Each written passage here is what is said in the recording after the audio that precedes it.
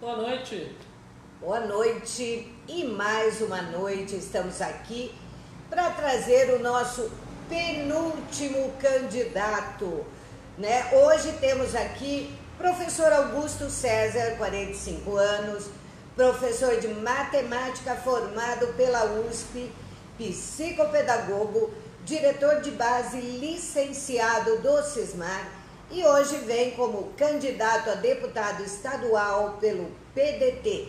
Boa noite, Augusto, obrigada por aceitar o nosso convite. Boa noite, Suzy, boa noite, Augusto, boa noite a todos que nos ouvem, nos assistem. É uma honra estar aqui, quero agradecer a oportunidade e dizer que estou muito contente e aguardando aí as perguntas para que a gente possa fazer um bate-papo bastante bacana sobre uma nova política. Certinho, uma primeira pergunta que a gente faz a todos os nossos convidados é: por que você acredita ser o melhor voto do araraquarense? Primeiro porque eu estou em Araraquara. Sim. Então eu acho que nós aqui da nossa cidade de Araraquara e da região precisamos votar em candidatos da cidade de Araraquara e região. Acho que já começa por aí. Mas para além dessa nossa necessidade regional, até porque eu tenho feito campanha em Ribeirão Preto, em Matão, em Nova Europa e em São Carlos. Então a campanha está circulando a todo vapor. E porque eu tenho uma causa, tá? Eu sou professor de matemática, sou psicopedagogo, sou especialista na área de educação. Então eu acho que é importante que nós votemos por uma nova política em pessoas que têm causas. Então nós temos candidatos que têm defesa da causa animal, temos candidatos que têm defesa da causa da saúde e nós temos candidatos que têm defesa da causa da educação, como é o meu caso e é por isso que eu estou aqui. Certinho. Na sua visão de professor, quais as mudanças necessárias na educação? Primeiramente, valorizar os professores, tá? Eu escuto muito discurso de candidatos professores de, tá? E aí eles falam que defendem a capacitação para a melhoria do professor, eles defendem a qualificação do professor e eles também defendem equipamentos nas escolas. Então a gente ouve muito a questão das escolas técnicas e da educação infantil, tá? Então eu vou falar uma depois outra. Tem que valorizar o professor, tá? O professor já está cansado de cursinho, mimimi de secretaria de educação e diretoria de ensino. O professor é formado. Ou vocês, cada vez que vão no médico, vocês perguntam se tem o cursinho mimimi A, ou vocês perguntam se o diretor médico da determinada instituição fica dando cursinho para ele. Não, ele vai na universidade, ele faz mestrado, doutorado, residência e ele vai se especializando na sua área. O professor é assim também. Sim. A gente também corre atrás de mestrado, doutorado e tudo mais. O problema é que querem nos impor muita coisa e o professor já tem o conhecimento. Então pega um pouquinho só, que história é essa de dizer que o professor não tem o conhecimento e que precisa ficar toda hora doutrinando o professor? Não, o professor tem que ser valorizado, para além de salário, porque obviamente salário é bom, todo mundo gosta de ganhar o seu dinheiro, só que é o seguinte, professor tem que ter valorização, para além do discurso. Então secretarias de educação, diretorias de ensino, postulantes ao governo, postulantes à prefeitura, à presidência, inclusive Ciro Gomes tem essa proposta, que é o meu candidato, 12, tá? De valorizar o professor, inclusive lá em Sobral a gente pode ver que é assim, eu estudo isso só faz tempo. Então, isso é uma coisa, valorizar o professor. E quais tá? seriam as principais formas de valorizar o professor? Para não fugir à pergunta e responder a sua nova pergunta, primeiro, salário. Segundo, fazer com que ele tenha efetiva possibilidade de construir os projetos políticos pedagógicos das escolas onde ele atua, tá? Respeitar a carga horária desse professor, porque ele tem que ter um tempo para preparar suas aulas e estudar e adquirir capital cultural, ler livros, ir a teatro, cinema, isso também faz parte do nosso métier. E colocar mais assim, possibilidades dos professores fazerem mestrado, doutorado e seguirem nas áreas de interesse. Tá? Essa é uma primeira proposta, para além de salário. Segunda proposta, nós podemos realizar em parceria com as universidades, por exemplo, trabalhos científicos, tá? Em nível de mestrado e doutorado, com uma metodologia de pesquisa chamada pesquisação participativa. Ou seja, é aquela onde a metodologia vai dar a oportunidade do pesquisador, que seria no caso o professor que está sendo orientado, de estudar o problema a ser resolvido na própria escola, no seu próprio ambiente, interagindo com o ambiente e devolver essa problemática com a sua possível solução para a própria comunidade e para a universidade e para ele. Então percebam, é uma nova forma de valorizar. Não estou falando de cursinho mimimi, quero falar de novo. Chega de doutrinar o professor com cursinho mimimi, é isso que eu quero. Quais são esses cursinhos mimimi? Eu ouço, de Leonardo Barbieri, que eu dei aula no 2005, um colega nosso, é assim, a escola pública, ela tem, de acordo com a legislação nossa, a Lei de Diretrizes e Bases, no seu ensino fundamental, ela necessita de preparar, desenvolver o educando para o exercício da cidadania através da leitura, escrita e cálculo. Tá? E aí tem as outras coisas envolvidas. Então, mas o objetivo principal do ensino fundamental é esse, para preparar para o médio, etc. Aí toda vez que muda um governo, ou dentro do mesmo governo, vem cursinho de ler e escrever, vem cursinho de discutir questões pedagógicas de um livro A ou B, ou, o que é pior, quando é implantado um determinado sistema de livros e você tem que ser doutrinado em cima desse livro. Então, pera um pouquinho só. O professor tem capacidade para escolher o livro que ele vai trabalhar com seus alunos, dentro da proposta político-pedagógica da escola, dentro do seu alunado, porque o professor conhece, e dentro do que lhe permite a escolha dentro do Programa Nacional do Livro Didático, a PNLD. Percebe? Então, assim, chega de cursinho mimimi que vem de cima para baixo. São esses cursinhos que ficam querendo doutrinar o professor está cansado já. O professor está cansado disso. Ou toda hora que vão perguntar para um médico, esse exemplo eu gosto de dar. O médico estuda? Estuda. Tem que continuar estudando por toda a vida? Tem. Mas eu não sei de casos onde você tem imposição de cursos. Uma coisa é você chamar os professores num novo governo e dizer, olha, a política agora que ganhou é essa, nós precisamos disso, porque esse é o plano de governo que ganhou nas urnas, assim. Eu sei o que eu estou falando. Outra coisa é não falar com os professores, dizer que está valorizando com grupos A, B ou C e implantar em cima da gente. Isso a gente já está cansado, no Estado, na Prefeitura e tudo mais. Mas esses cursos não seriam para padronizar o ensino no Estado todo? Para ele ser igual em todas as partes, todos os municípios? Então, rapaz, a questão da padronização, ela é necessária no nível da Base Nacional Comum. Não vou dizer curricular, porque não é essa BNCC que nós estamos conversando aqui, mas que já foi aprovada e como é lei a gente cumpre. Mas a LDB garante uma parte do nosso conteúdo é comum, e isso é padrão. Português, matemática, ciências, história, geografia, filosofia, etc. Arte, educação física. E a outra é a parte diversificada, onde as escolas podem trabalhar temas transversais, elas podem trabalhar ética, cidadania. Na escola do campo, por exemplo, onde dou aula, a quem manda um abraço. Aí galera, um abraço, professor. Percebe? Nós temos uma diversidade de conteúdos também específicos do campo, que também são trabalhados, em práticas agrícolas, tá certo? Organização do sistema de agroecologia, sim. Uma parte a gente já cumpre, isso já está na lei, não precisa estar implementando para padronizar, percebe? Sim. Agora, essa padronização serve a alguns interesses. Então, você acha que deveria existir uma regionalização do ensino, de acordo com as aptidões da área, assim, da região? Então, a LDB, porque você fala em regionalização, você está partindo para o ensino técnico.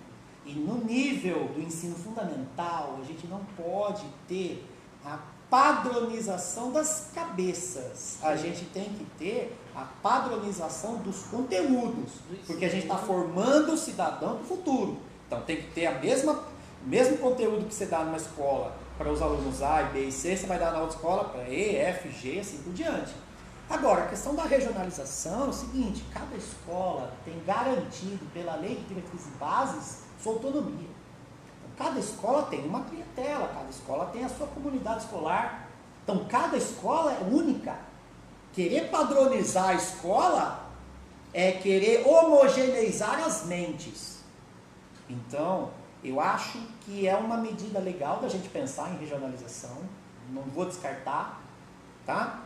Mas o objetivo do ensino fundamental é formar o cidadão para o exercício da cidadania. E aí depois no ensino técnico é outra coisa. Mas aí tem a última parte da valorização que eu tinha dito, né? Que é o exemplo da professora, do professor que sai candidato e fala que vai defender uma escola técnica de qualidade, com conteúdo, com tecnologia. Tá? O que está acontecendo hoje no Brasil é o seguinte: da implementação da nossa LDB até hoje, ela previa que nós universalizássemos o ensino, ou seja, para cada etapa da educação, ensino infantil, fundamental e médio, que nós garantíssemos, enquanto Estado, enquanto nação, a matrícula de todos na escola e depois seu desenvolvimento com qualidade. Mas todo mundo tinha que estar na escola. Tá? Hoje em dia, no nível fundamental, todos estão. Pelo menos aqui em São Paulo, no estado de São Paulo, garanto, particularmente Araraquara, garanto. Então já universalizou o ensino. Então é assim, no nível do município, o município ele tem a obrigação de garantir o ensino fundamental pela LDB. Se ele garante o fundamental, ele pode descer. E aí ele vai garantir a educação infantil. Se ele garantir o infantil, ele pode subir para o médio. Tá? O Estado, ele garante o ensino médio. Se ele garantir o médio, ele desce para o fundamental. Tá? Se ele não, aí garantido o fundamental, em parceria com o Estado, vai estar garantido, ele sobe para o superior. Então você tem, por exemplo, São Caetano, tem universidades, né? Que é sempre a que eu penso. Então, assim, por que está se falando tanto em ensino técnico hoje em dia? Porque já há universalização do ensino fundamental e há necessidade de você trabalhar o ensino médio. Então vai para o ensino médio, o Estado garante recurso, e aí tem recurso do governo federal para a construção de escolas, em obediência ao Plano Nacional de Educação, que tem as suas concordâncias abaixo. Paralelo a isso, tem o ensino infantil. Então você tem a universalização do ensino fundamental no município, vai para a educação infantil, e aí é para onde vão as verbas. Então você tem projetos do governo estadual garantindo construção de escolas e do governo federal também. Então está tudo no Plano Nacional de Educação. Basta cumprir o Plano Nacional de Educação. E garanto a vocês, meu candidato a presidente, Ciro Gomes, nas suas metas de educação, ele leu o plano. E ele está garantindo isso, vocês podem ter certeza. Tem pergunta, Augusto? Tem uma aqui, o André de Souza, né? Teve duas pessoas que perguntaram a respeito do Escola Sem Partido, né? Manda. Inclusive o senhor tinha falado que o professor precisa desse... Autonomia. Isso, da autonomia e dessas atividades extra sala de aula, né?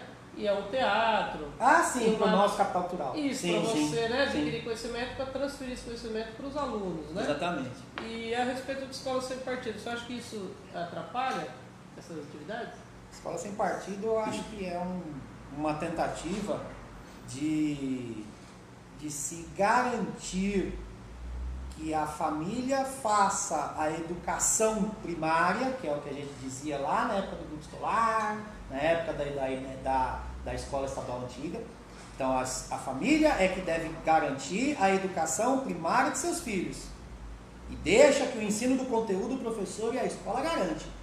Então, eu sou contra a escola sem partido. Tá? Eu vejo como uma iniciativa de pessoas com boa intenção, mas que ao longo do processo estão usando isso do ponto de vista partidário.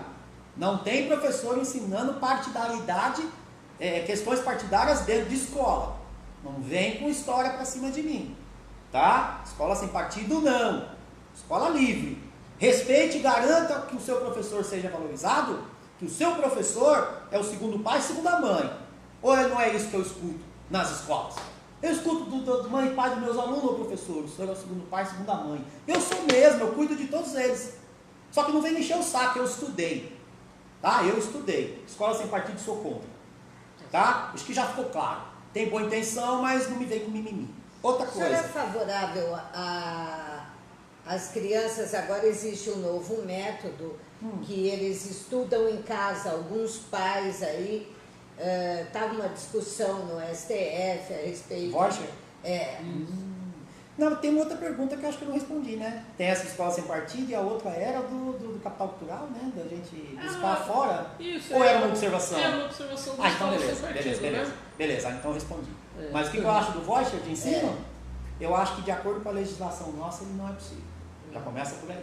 Por quê? Porque educação é direito público subjetivo e é dever do Estado. O Estado tem que garantir educação pública. Então já começa por aí. Agora, eu não vejo como ruim os pais ajudarem na educação dos filhos. Por quê? Porque a gente necessário até, né? Muito lógico, necessário. Lógico. Agora, é uma coisa a ser pensada, é igual a questão da regionalização do ensino. Não quer dizer que a gente não possa pensar. Mas aí tem que tomar cuidado. Por quê? Porque se você admite o voucher da educação, eu tenho uma proposta para isso, mas deixa eu terminar a resposta. Se você admite o voucher da educação, você está admitindo a possibilidade da privatização do ensino na própria residência. E a escola como fica? A escola que é a instituição que a sociedade criou para a educação em massa dos seus filhos. Tá? Mas é uma coisa a ser discutida. Por quê? Sim. Porque tem escolas e escolas. Isso é uma outra questão. Eu conheço, estou te perguntando isso porque eu conheço um casal, estou aguardando aí para fazer uma entrevista com eles. E eles têm 5 filhos e eles educam os filhos em casa porque não querem que eles vão para a escola. Fazem outros tipos de cursos, assim, mas a educação fundamental eles dão em casa. Eu acho. Contratando, assim. Eu falei que seria até interessante para professores esse negócio aí. Pensou? Os pais contratam os professores para ir em casa, olha que chique. Então, é chique, mas a escola não é só assim. A escola não é só instrução, ela é educação também, é socialização, ela é tudo. Quando você chega com teus alunos, da vida, né? Você curte, percebe? É diferente. Assim, eu preciso responder do voucher que eu tenho uma ideia. Mas a questão da educação, a escola é um local de ensino, de instrução e de socialização. Para falar do voucher, com relação à educação especial, cada matrícula de um aluno com educação especial é dobrada. Então ele tem 2 registros. Por quê? Porque tem 2 verbas. Uma para ele estar conosco, socializando, e a outra para a parte especial, que era que ia para pai e tudo mais. Eu sou a favor de ter essa metade, vamos dizer assim, na escola, e outra metade na pai ou voucher. Por quê? Porque é mais complicado para o pai que tem aluno com necessidades educacionais especiais. Eu falo que eu sou psicopedagogo. Então aí no caso, por favor não me entendam mal, eu não estou dizendo que vai deixar o aluno despreparado ou desatendido no seu direito de ter um professor de Libras, se ele tiver a questão a necessidade da surdez, de ter um professor de educação especial, de ter a EP, não é isso que eu estou dizendo. Percebam, estou dizendo que pode ser usado o voucher para essas questões essas circunstâncias. Percebam, não vão me interpretar mal, por favor. Tem perguntinha aqui na internet. Tem pergunta aqui da Pagu Soares. É professora também. Manda, professora. Está perguntando aqui, boa noite, gostaria de saber o que o candidato acha da Base Nacional Curricular Comum, que prevê 40% do ensino EAD, à distância, né? E 60% presencial. E como o senhor poderia contribuir com tal medida federal? Na verdade, o que é federal, o deputado estadual não mexe, né? Então a pergunta dela é mais assim, o que eu acho, não o que eu posso fazer, tá? Se bem que o Estado, ele tem o Estado de São Paulo, cada Estado tem sua Constituição, então ele tem uma certa autonomia no seu sistema de ensino, em que pesa a legislação federal. LDB é para qualquer sistema de ensino. A Base Nacional Curricular, ela é o que foi para nós os parâmetros curriculares nacionais, que já na época houve uma crítica muito forte, tá? Mas eles são extremamente melhores do que a Base Nacional Comum Curricular. Primeiro porque a questão da EAD, ela pesa forte e vai acabar concorrendo a uma privatização do ensino. Então eu concordo que são necessárias, é necessária a utilização de novas tecnologias no ensino, mas não é forçando o aluno a ficar no EAD, é pondo ele na escola e lá deixa que a gente sabe fazer, tá? Esse é o primeiro ponto, e aí as BNCCs, elas são um engodo nesse sentido. Mas tem uma coisa que eu aprendi na última discussão que teve na nossa Câmara Municipal, e com relação aos direitos de aprendizagem, tá? E nós temos que tomar muito cuidado com isso. Eu não sou contra o ensino por competências, mas tem que ser por competência, não pode ser entre aspas, tá? Não é porque você colocou declaradamente a competência necessária que se quer atingir que você está garantindo o ensino por competência. Tem que ter recurso, tem que ter tecnologia, tem que ter professor que queira, tá? Tem que ter escola organizada para isso, tem que ter projeto pedagógico que seja construído por todos para esse fim, tá? Direitos de aprendizagem deslocam o direito à educação, que é dever do Estado, para o direito à aprendizagem, que é dever de quem? Em última análise, se você analisar isso na LDB, nós professores temos a obrigação de gerir a aprendizagem. Então veja, vai cair, o Estado vai deslocar a sua responsabilidade pela educação e vai colocar nas nossas costas a obrigatoriedade da aprendizagem. Ele está certo? Não está errado. Mas não é assim. Não é deslocando para uma área difusa, onde não há legislação que garanta direitos. É simplesmente falando, professor, se vira. E a gente está se virando. Mas o problema disso é que na educação é assim. Quando dá certo, parabéns diretoria de ensino, parabéns governo, parabéns secretaria de educação, parabéns. Quando não dá tão certo assim, ferro no professor. Nós professores estamos cansados disso. Bem arrumado. Ô, professor, agora... Aqui meu material, deixa eu fazer minha, o que eu vou fazer, aqui, vou fazer, que está escrito aqui. Tá. Agora mudando de assunto aqui. Mudando de assunto? A Margarete Cristina perguntou se o senhor tem algum projeto na área da segurança para o estado de São Paulo. Segurança é assim, eu saio por uma causa, sou professor, então é pela causa da educação que saio. Mas isso não significa só que eu falo de educação, eu sou um postulante a um cargo legislativo. Então eu tenho que ter um olhar sobre as outras áreas. O que a educação pode fazer pela segurança? ProERD. Então veja, vamos valorizar o ProERD. Está aqui, Sim. Ponto 4. Né? O que a causa da educação pode fazer? Valorizar o ProERD, procurar desenvolvê-lo ao máximo, fazer com que os seus recursos sejam cada vez mais ampliados, que é um projeto muito bom e eu conheço. Tá? Mais do que isso, aproximar os policiais e os professores das escolas para que conosco, juntamente, façamos projetos pedagógicos para cada escola. Precisa vir de cima para baixo. Policiais, bombeiros, guardas municipais, procurem as escolas. Vamos fazer junto. E aí a gente monta o projeto em cada escola, porque cada escola tem sua peculiaridade. Tá? Eu dou aula no assentamento Bela Vista, um abraço de novo. Nós. Então é o seguinte, lá é uma peculiaridade, IEB é outra, Vitão é outra,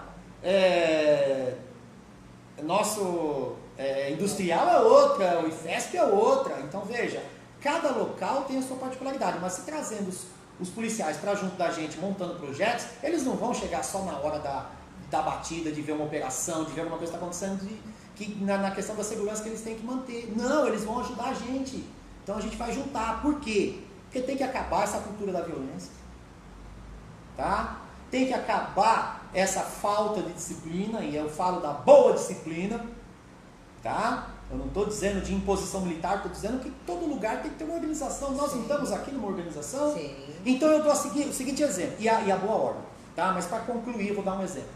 A gente chega, tá? E a gente vai cortar o cabelo.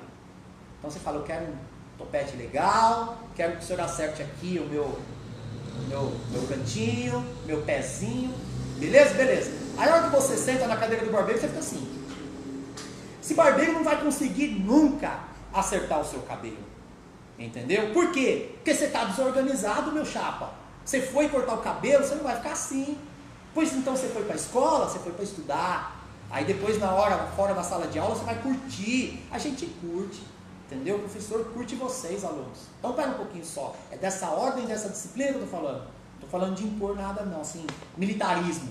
Porque tem uma aura de militarismo querendo abocanhar as nossas escolas. Eu gosto muito da polícia militar, entendo o exército nas fronteiras, ajudando a cumprir o Plano Nacional de Segurança Pública, que é responsabilidade do presidente da República. Tocar. Mas, por favor, escola é escola. Eu não vejo militarismo nos hospitais. Eu não vejo militarismo em outro canto. Militarismo no jornal? Olha que doideira, na imprensa. Não dá certo. Cada um no seu quadrado. Ciro Gomes fala, cada um no seu quadrado. É isso que eu defendo. Manda. E, dando uma continuidade, falando de ensino à distância, também não geraria um outro problema, porque o adolescente ficaria fora da escola com tempo ocioso, podendo usar esse tempo para coisas, né, difusas aí?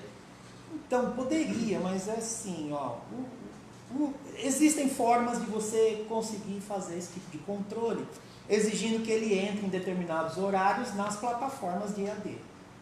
Ou nos AVAs, né, ambientes de virtuais de aprendizagem. Acho que eu já estou me soltando. Mas aí, assim, de repente fica nervoso quando entra na câmera.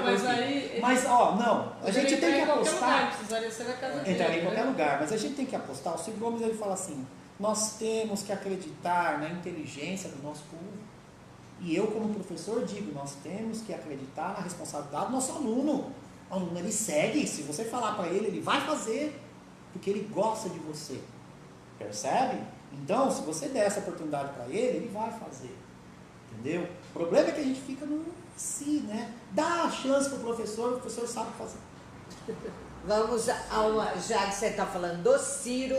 Vamos lá. Hoje a gente, pelas perspectivas aí que se apresentam, Ciro tem uma probabilidade de ir ao segundo turno. Porque existe aí uma mudança de ventos, né? Como seria esse embate entre Bolsonaro e Ciro? Como você vê esse contexto? O Ciro é nacional desenvolvimentista. Tá? Então, ele, basicamente, eu diria que ele tem uma causa importante, que é o desenvolvimento do país e a garantia de sua soberania perante o mundo, o resgate da sua soberania perante o mundo. E para além disso, o Ciro tem um plano nacional de desenvolvimento. Então, ele diz assim: se eu passar, eu passo junto com o meu plano. E depois ele vai definir esse plano. Isso aqui. Se eu passar, eu passo isso aqui.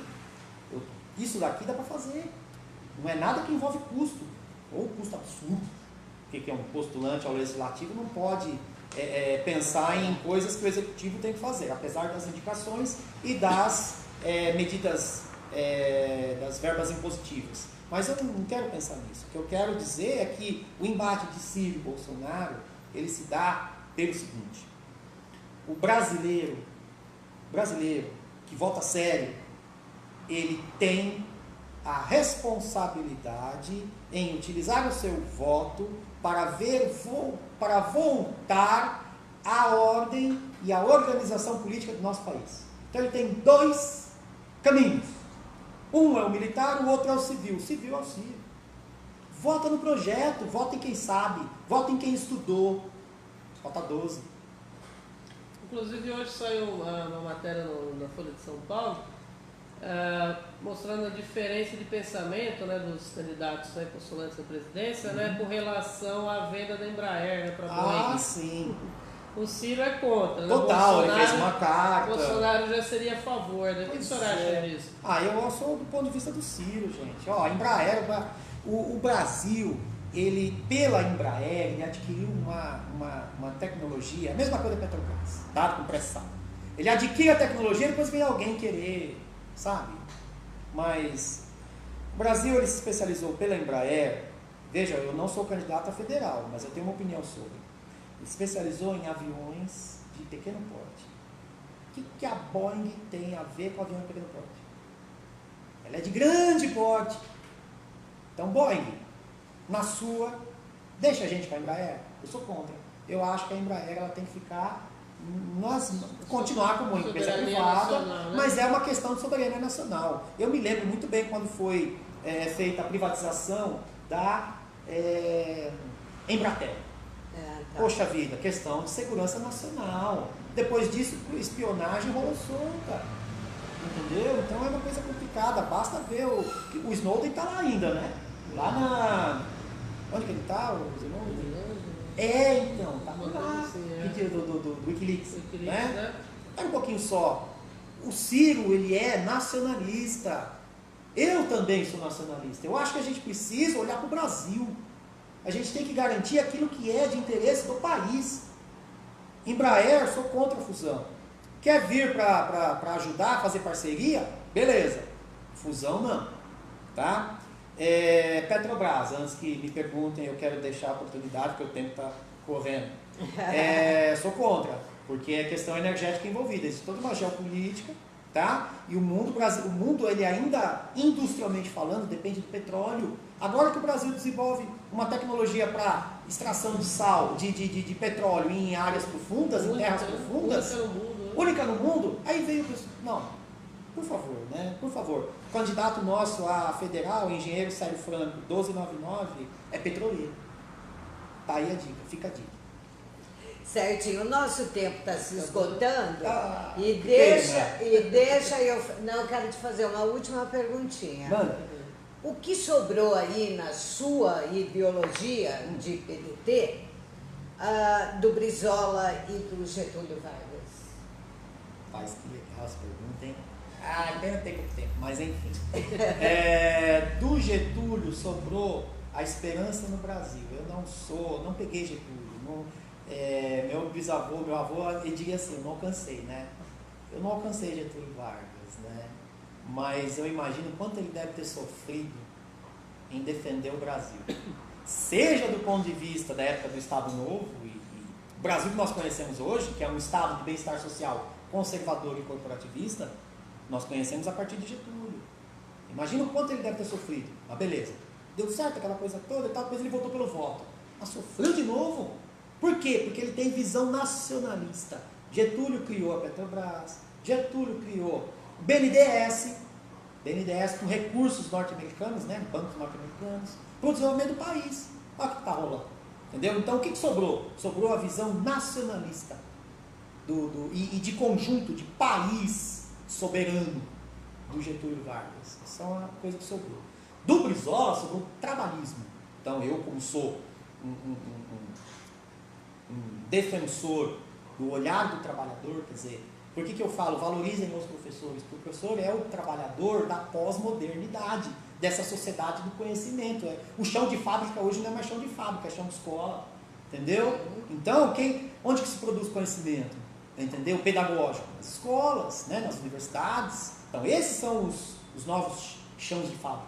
O que sobrou do Brizola? Trabalhismo, olhar para o trabalhador, ver que ele tem condição, sim, de desenvolver o seu trabalho, de contribuir para o capital, porque com o capital tem o trabalho. Percebe? Um é fácil do outro. Percebe? O que sobrou do Brizola? A visão positiva do trabalhismo e da educação. Ele defendeu a educação, lembra disso? O Kaique nosso aqui, o formato de Kaique grandão, escola grande, assim, para todos, com bastante, do Darcy Ribeiro, né? Com bastante atividade diversificada e tudo mais, o Brizola. Entendeu? Então sobrou isso, né? E a gente no PDT está se reorganizando e a gente está carregando tudo isso. E respondi sua pergunta? Respondeu. Então, você tem aí 1 minuto para as suas considerações finais, para passar o seu número e pedir o seu voto. Bom, meu candidato a presidente é Ciro Gomes, 12. Tá? Meu candidato a deputado federal é Célio Franco, 1299. Meu candidato ao Senado é o Neto, 123. E o humilde professor que vos fala é o professor Augusto César, 12081.